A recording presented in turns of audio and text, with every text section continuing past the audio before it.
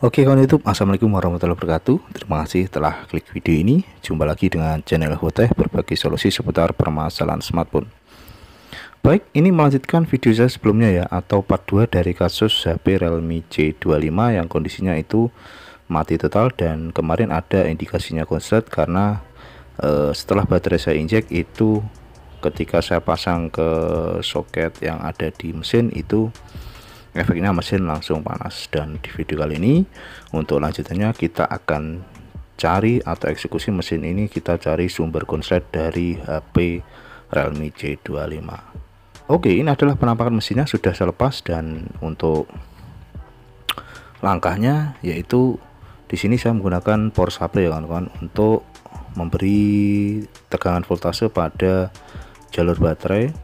Itu biasanya sesuaikan dengan voltase baterai ya, bisa 3,7 atau 3,8. kita cari terlebih dahulu untuk titik VBAT plusnya, dan untuk VBAT minnya atau groundnya itu bebas, kawan-kawan taruh di mana saja. Dan ini saya suntik tegangan di jalur jalur baterai. Sebenarnya menggunakan baterai juga bisa ya kawan-kawan, ini hanya bertujuan kita mencari di mana posisi atau letak mesin panas ini, fokusnya di bagian mana, mungkin AC power ataupun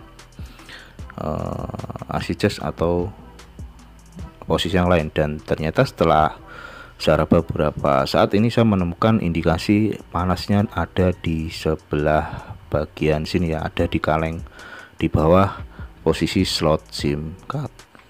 Oke, karena saya sudah menemukan gambaran bahwa panasnya di sini, jadi ini saya cek kaleng ini adalah isinya itu, jika di skema itu jalur IC charge ya, atau IC charge ada di bagian kaleng sini. Dan saya konfirmasi ke pemilik HP-nya lagi, beliau menceritakan memang ternyata terakhir HP ini kondisinya itu malam, presentase baterai tinggal sedikit, kemudian si pemilik HP berusaha mengecas HP-nya dengan harapan pagi HP-nya sudah full lagi. Ternyata ketika pagi HP-nya sudah mati total. Berarti melihat kronologi HP ini mati memang masih ada hubungannya ya.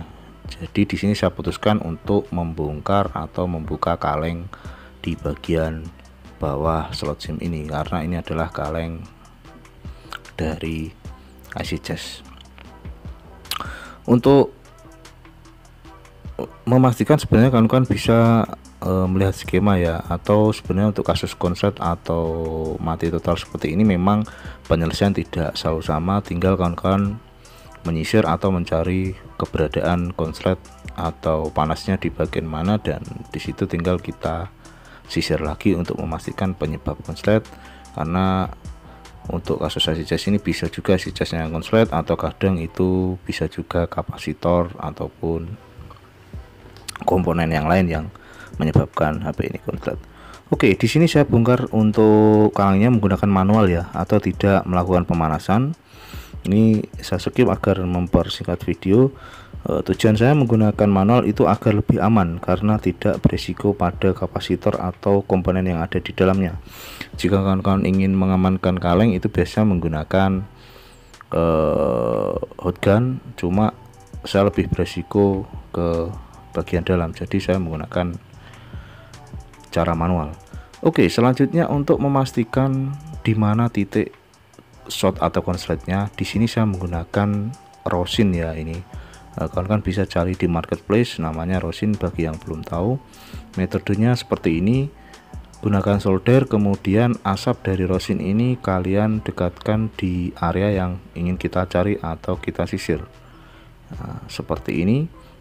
Ini tidak saya tempelkan, hanya berada di bagian atasnya ya, otomatis asap dari rosin ini menempel di komponen atau area mesin yang ingin fokus kita cari konslet. Oke, hasilnya seperti ini ya, terlihat di situ berwarna putih, dengan tujuan ketika ini nanti kita tembak tegangan atau kita konekkan ke power supply, maka bagian yang panas atau titik pusat penyebab konslet itu akan terlihat berbeda dari sekitarnya, dan itu akan mempermudah kita menemukan konslet dari mesin Realme C25 ini. Oke, seperti ini caranya. Tunggu beberapa saat agar HP ini panas, dan maka akan meleleh di bagian yang dicurigai konslet. Oke, di sini saya sudah menemukan sedikit tercerahkan ya. Di situ terlihat di bagian pojok dari IC ini ataupun kapasitor di atasnya itu terindikasi itulah yang menyebabkan konslet. Nah, di sini saya melihat dia meleleh, jadi pusat panasnya sebenarnya ada di sini. Cuma kita harus membersihkan ini terlebih dahulu. Untuk selanjutnya kita pastikan kapasitor yang kita curigai ini harus kita cek menggunakan avometer.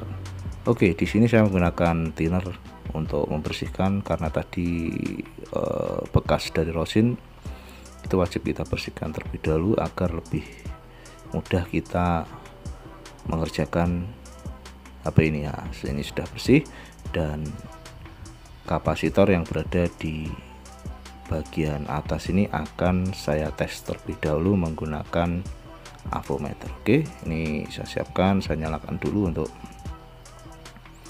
avometernya atau multitester. Mohon maaf ini belum nyala ya ternyata. Oke, ini sudah on untuk avometernya, dan kita akan cek kapasitor yang ada di sini ya kawan. Oke, dan benar saja di sini kapasitor ini grounding ya, atau ngeground, karena seharusnya jika normal kapasitor itu dia satu ground dan di sisi lain harus ada hambatan.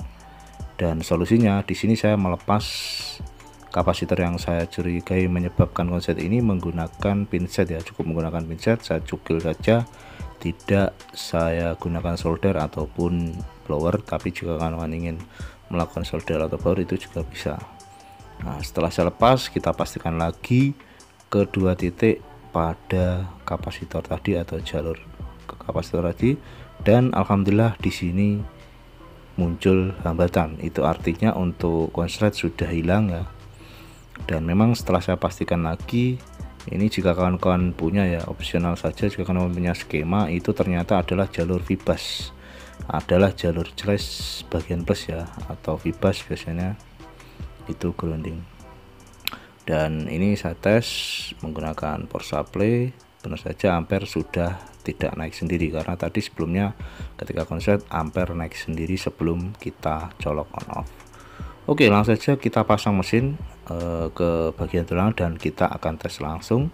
Seharusnya jika konslet ini sudah hilang, itu HP seharusnya sudah nyala atau normal lagi, intinya karena mesin ini sudah tidak konslet ya. Untuk kasus konslet ya mungkin setiap HP atau setiap kasus itu memang tidak selalu sama, tapi saya berharap untuk video ini mungkin bisa jadi referensi untuk kawan-kawan yang mungkin menghadapi kasus konslet dengan metode seperti yang saya lakukan, itu menggunakan rosin, harganya sangat terjangkau. Oke, di sini tidak ada respon ya setelah saya on off, tapi akan saya coba charger karena kemungkinannya baterai memang kosong total akibat sebelumnya mesin konslet ya. Tapi yang jelas untuk kondisi sekarang kan sudah aman, tidak short, jadi akan saya coba untuk koneksikan ke charger. Oke, kita tunggu, dan benar saja alhamdulillah ini sudah ada respon logo charger, itu artinya HP ini sudah ada tanda-tanda kehidupan.